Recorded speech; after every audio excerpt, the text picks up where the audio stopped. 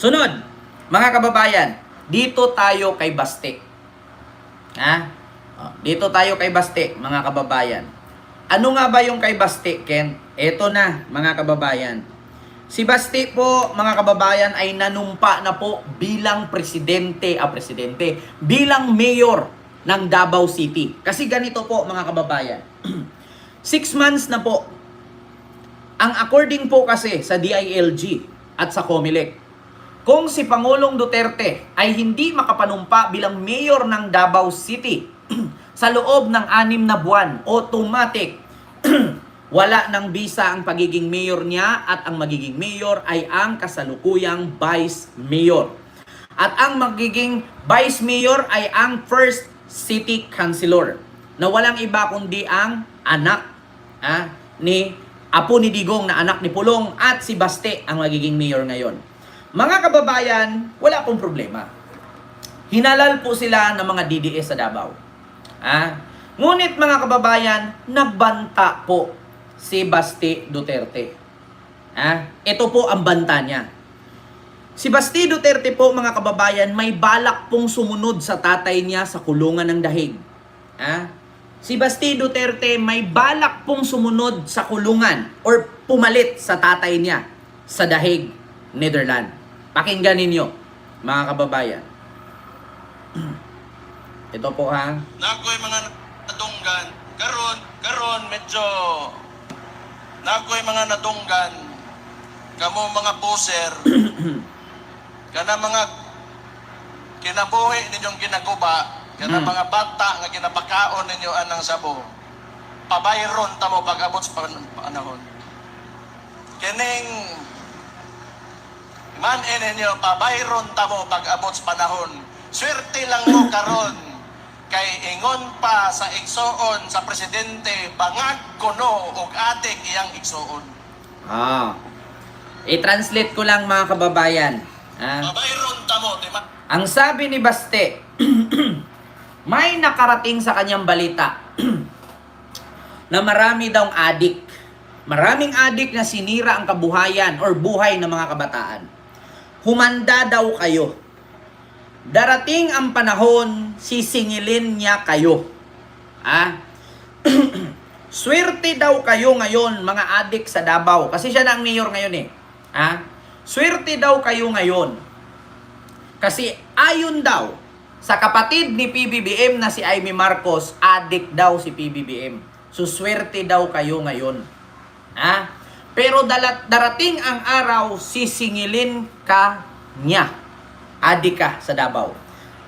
Mga kababayan, ito po ang sinabi ni Baste sa fiesta sa Davao, noong 2025 fiesta. Darating ang panahon, Tangina ninyo. tangina ninyo. Karon pa lang ginalista ko na inyong mga pangalan. Ngayon pa lang daw, nilista na daw ni Baste ang mga pangalan ninyong mga adik sa Davao. Hindi ko alam sa Davao, pati buong Pilipinas yata. So, may balak nga talaga, mga kababayan, na si Baste ay ibalik ang tukhang at sumunod sa yapak ng tatay niya sa Netherlands. Mga kababayan. So, ito po, klarong-klaro, mga kababayan nagbanta si Baste na ngayon siya na ang mayor ng Davao, acting mayor. Ibabalik daw niya siguro ang tukhang. Papatayin daw niya, sisingilin daw niya, isa-isa na daw niyang nilista. Swerte daw ngayon ang mga adik sa Davao. Kasi presidente daw natin, adik, ayon sa kapatid. Swerte daw. Pero pag siya daw ang umupo, mga kababayan, sisingilin daw niya. Mga kababayan, ito lang magbigay ako ng reaksyon. Walang problema yan. Hindi na natin mabago yan. Advokasya ng tatay niya yan. Malamang sa malamang, kung ano ang puno, siya ang bunga. Kung ano ang tinanim, yun ang aanihin. So, hindi na tayo magtaka. Mga kababayan. Pero, meron po akong sasabihin, sa mga uupo na mga mamumuno katulad ng mayor, congressman, gobernador, president, vice president, senador, city councilor, kagawad, chairman sa lahat ng lalawigan sa buong Pilipinas. No? Lagi po nating pagkatandaan, ang pagsisisi nasa huli, wala sa unahan. Kita nyo si Digong. Si Digong, napaka-powerful yan nung siya ang presidente. Hindi natin maitanggi, grabing maka-powerful ni Digong. Pero anong nangyari kay Digong ngayon? Aral na yan sa inyo. Hindi lahat ng kagustuhan ninyo na tingin ninyo ay tama. Minsan, pag sumobra ka at mali, mapapahamak ka. Tandaan ninyo, mga kababayan. Tandaan ninyo, si Digong presidente yan. Napaka makapangyarihan yan. Top 100 most influential person in the world. Pasok si Digong. Ganyan ka-powerful si Digong noong presidente siya. Pero, tanong ko po, uulit-ulitin ko 10 milyong beses. Parang nautot ako ng 32 million eh. Anong nangyari kay Digong ngayon? Sige, tanungin ko kayo. Sige. Dati, napakagaling. Magaling talaga. Magaling. Kung ano ang sabihin, pag hindi mo binayaran yan, ipasara ko yung aeroplano dyan sa NAIA. Kapag hindi mo ibenta yung ABS-CBN, ibenta ko yan. Ikaw, Obama, ano ba, bets? Mga pare, utang ina ninyo. Sabi niya yan, yung Panginoon, stupid talaga siya. Ngayon, tanong ko sa inyo, anong nangyari kay Digong ngayon? Anong nangyari? Isip-isip bago gumawa.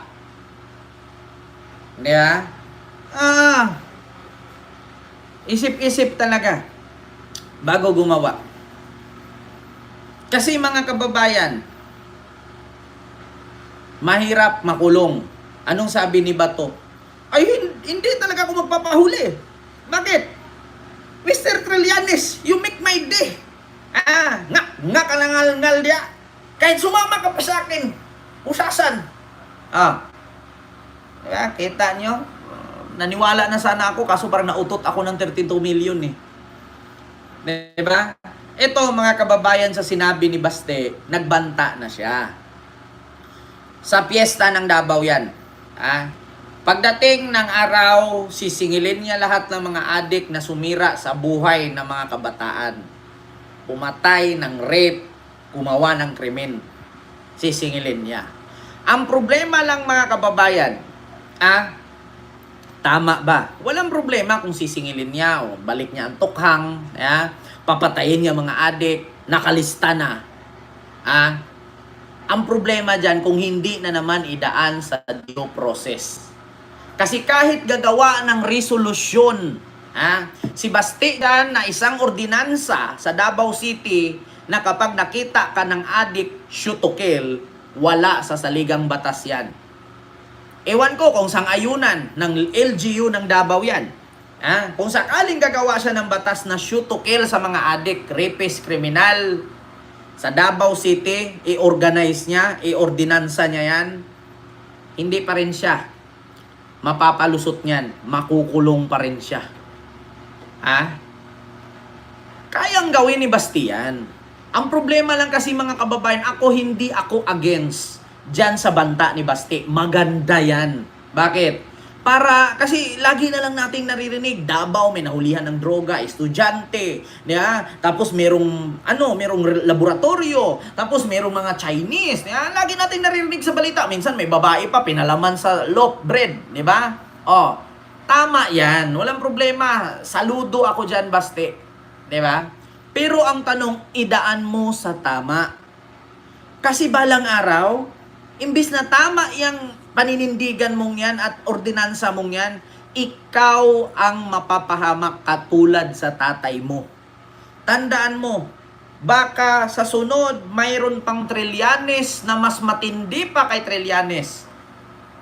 Naku po, Sabi ko sa inyo mga kababayan, walang problema, hindi ako against dyan. Saludo, suporta ako dyan. Tanggalin lahat ng kriminal at adik. Yung ordinansa ni Digong, yung programa niya, mga kababayan, yung mga programa na yung war on drugs, susuporta ako doon. Wala akong galit doon. Ang problema lang, ang mali lang good intention but wrong implementation. Yun ang totoo, mga kababayan. Yung programa ni Digong na war on drugs, good intention yun. Kasi bakit? Napakarami po talagang addict noon na nawawala. Hindi na nag-addict, kahit kriminal, nawawala. Dati kapag naglakad ka sa Maynila, magugulat ka, hihilain sa jeep yung hikaw mo, kwintas mo, minsan cellphone mo, nakaganyan ka sa jeep, magugulat ka, headset na lang, wala na yung cellphone. Pero nung umupo si Digong, totoo yun. Wala talaga, kahit mga magnanakaw, wala. Mga snatcher, wala. Ang problema lang kasi mga kababayan, wrong implementation. Hindi ako, hindi ako against doon sa war on drugs niya. Kaso lang, mali ang pamamahala, mali ang pamamalakad. Kasi kapag ka big time, libre.